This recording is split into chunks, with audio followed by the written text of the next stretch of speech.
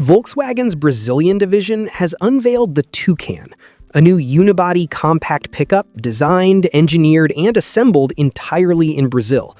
It will replace the Saveiro and is offered in single-cab and double-cab body styles. The Tukan uses a reworked version of Volkswagen's MQB architecture, shared with the T-Cross.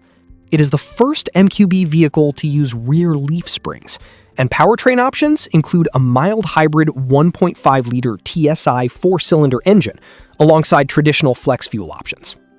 Production will take place in São José dos Pinhais, Brazil, using 76% locally sourced components.